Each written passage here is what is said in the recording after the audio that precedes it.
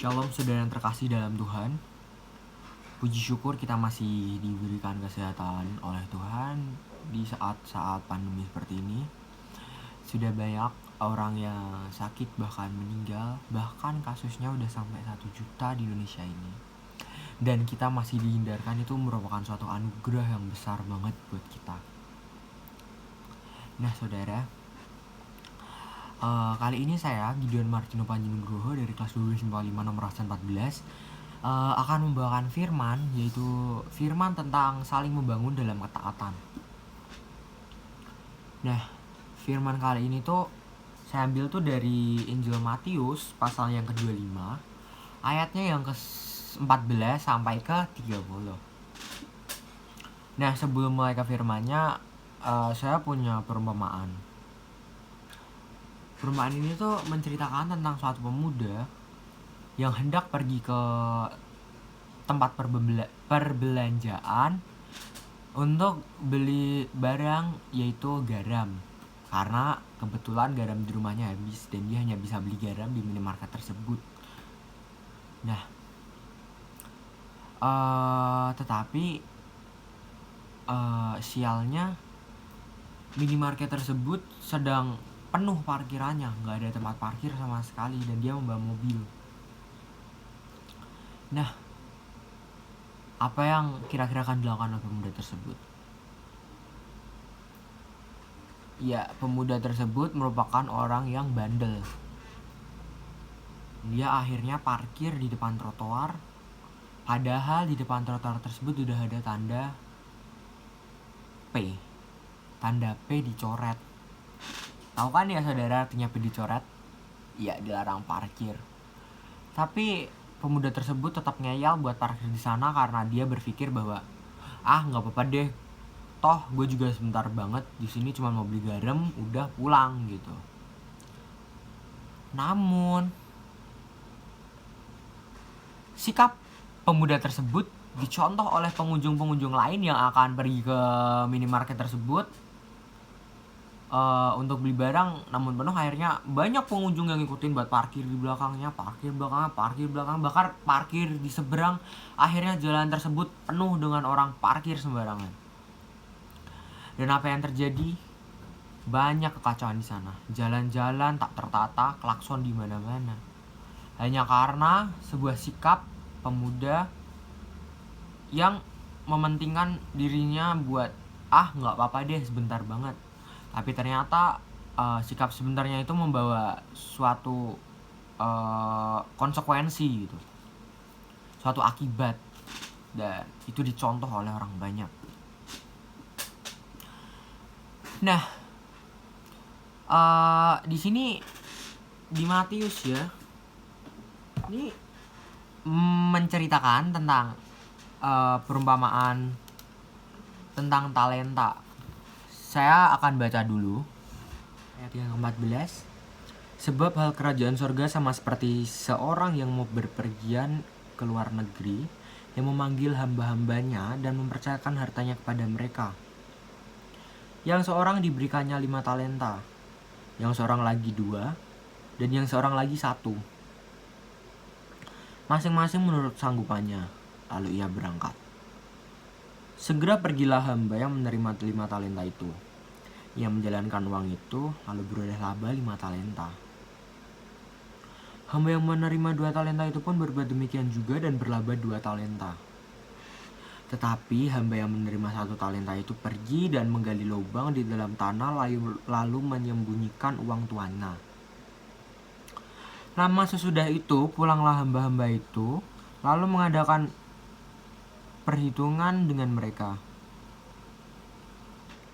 Hamba yang menerima 5 talenta itu datang dan ia membawa laba 5 talenta. Katanya, "Tuan, 5 talenta Tuan percayakan kepadaku. Lihat, aku telah beroleh laba 5 talenta." Maka kata tuannya itu kepadanya, "Baik sekali perbuatanmu itu, hai hambaku yang baik dan setia. Engkau telah setia dalam perkara kecil, aku akan memberikan kepadamu tanggung jawab dalam perkara besar. Masuklah dan turutlah dalam kebahagiaan tuanmu."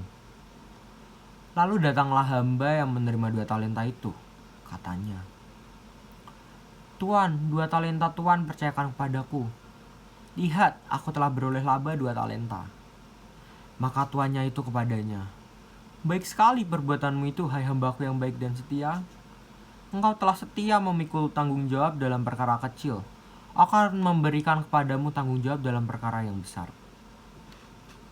Masuklah dan turutlah dalam kebahagiaan Tuanmu. Kini datanglah juga hamba yang menerima 1 talenta itu dan berkata, Tuan, aku tahu bahwa Tuan adalah manusia yang kejam, yang menuai di tempat di mana Tuan tidak menabur, dan yang memungut dari tempat di mana Tuan tidak menanam. Karena itu aku takut dan pergi menyembunyikan talenta Tuan itu dalam tanah ini.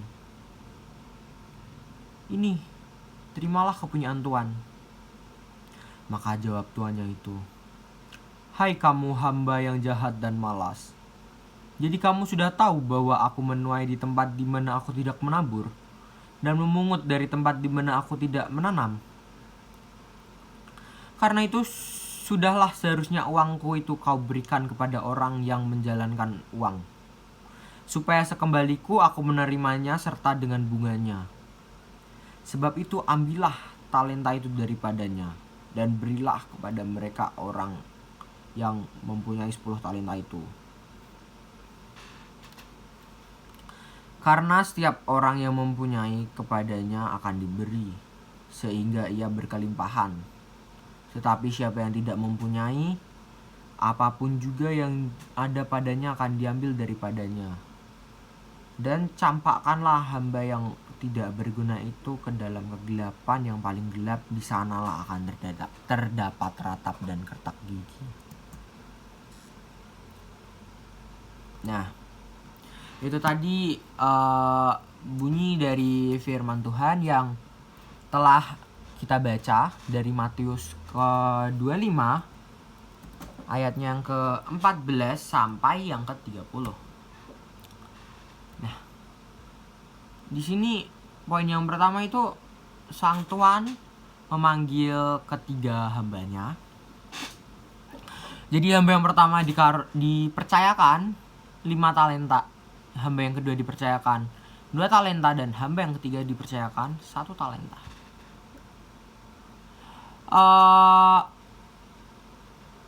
Pembagian ini tuh diberikan secara berbeda-beda karena sang tuan tuh udah mengetahui kemampuan dari masing-masing hambanya gitu. Dan poin yang kedua, setelah membagikannya, sang tuan kan pergi ke luar negeri. Apa yang dilakukan hambanya? Betul, hamba yang pertama dikembangkan sehingga dapat 5 talenta lagi.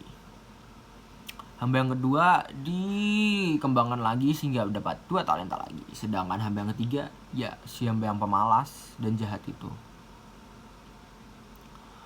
dia hanya menggali lubang lalu menyembunyikan uang sang tuannya. Lalu poin yang ketiga, lama sesudah itu sang tuan akhirnya kan pulang. Akhirnya hamba-hamba dikumpulkan dan akan mengadakan suatu perhitungan.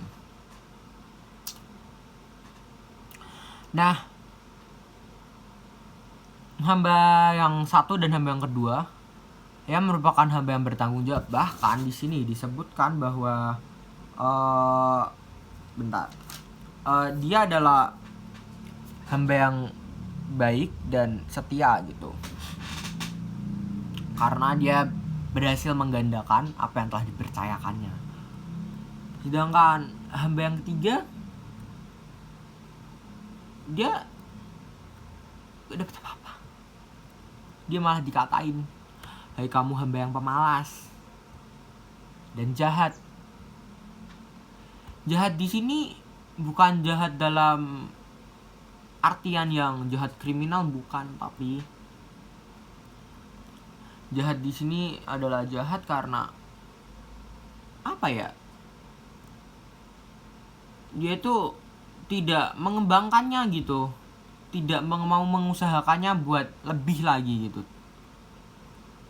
Dan akhirnya hamba ini disampaikan dalam kegelapan yang paling gelap, di mana terdapat ratap dan kertak gigi, disebutkan dalam ayat yang ke-30. Saudara, perumpamaan ini tuh mengajarkan kepada kita bahwa mengembangkan kepercayaan tidak lain dan tidak bukan merupakan wujud sikap nyata taat kepada Tuhan Yesus gitu. Memaksimalkan kemampuan diri dan apa yang dipercayakan adalah panggilan warga kerajaan sorga, yaitu kita-kita ini, saat menanti kedatangan Yesus yang kedua kalinya. Nah, ketaatan murid Tuhan Yesus terwujud dalam perbuatan baik, yaitu perbuatan baik dilakukan secara maksimal sebagai konsekuensi relasi dengan Tuhan Yesus adalah spiritualitas murid Yesus. Dan ketidaktaatan terwujud dalam kegagalan berbuat baik terhadap sesama. Tidak adanya perbuatan baik akan menimbulkan hukuman yang keras, karena tiadanya perbuatan baik akan menjadi bukti tiadanya iman terhadap Tuhan Yesus. Jadi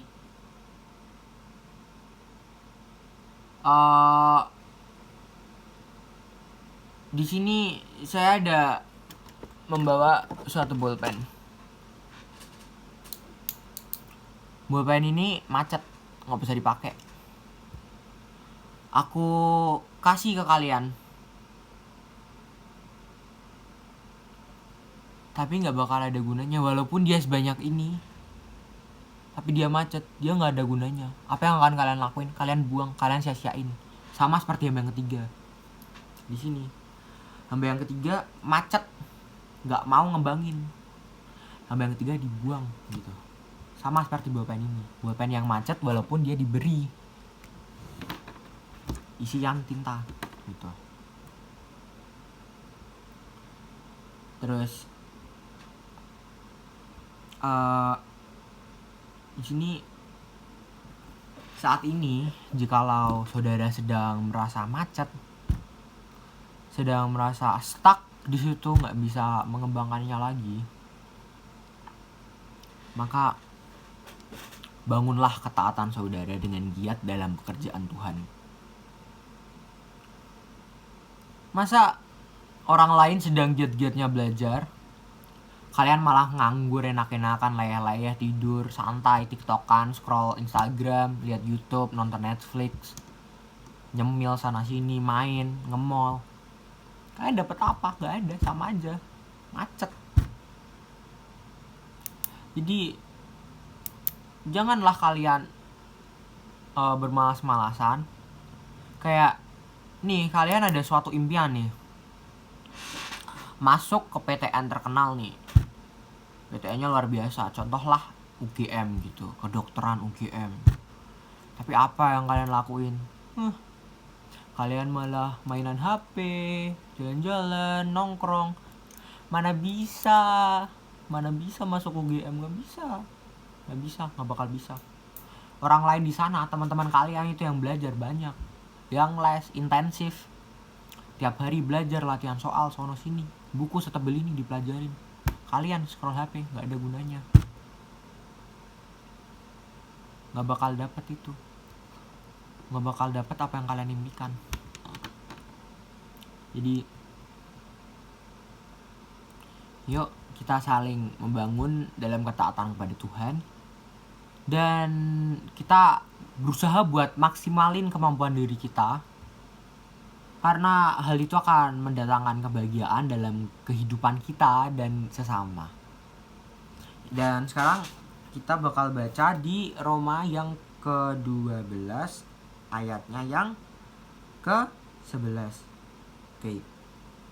Di sini, janganlah hendaknya kerajinanmu kendor, biarlah rohmu menyala-nyala dan layanilah Tuhan. Katakan itu pada diri Anda sendiri. Katakan juga kepada orang-orang yang saat ini sedang merasa dirinya tidak berguna dan dirinya sedang macet seperti bolpen ini. Dan ya, Tuhan berkati kita, dan Tuhan berkati segala usaha kita, dan hendaklah kita bisa pergi besok bersama-sama ke kerajaan Allah buat mendapatkan hasil yang maksimal gitu. Nah saudara, jadi inti dari firman yang telah saya sampaikan dari awal sampai akhir itu adalah, jika kalian diberi talenta oleh Tuhan atau diberi kemampuan apapun itu, kembangkanlah supaya hendaknya kita bisa bersama-sama ntar di kerajaan Allah. Dan janganlah kalian malah menyanyiakan talenta yang telah dikasih, kemampuan tersebut. Jangan kalian biarin aja, karena ya itu tadi, seperti yang dikatakan di ayat yang 30, maka dia akan dibuang dalam kegelapan ya, di mana terdapat ratap dan kertak gigi. Kalian nggak bisa masuk ke kerajaan Allah gitu. Jadi sebaliknya, kalau kalian rajin masuk surga, nggak rajin dibuang ke kegelapan yang banyak ratap dan kertak gigi. Jadi itu tadi firman yang telah saya sampaikan.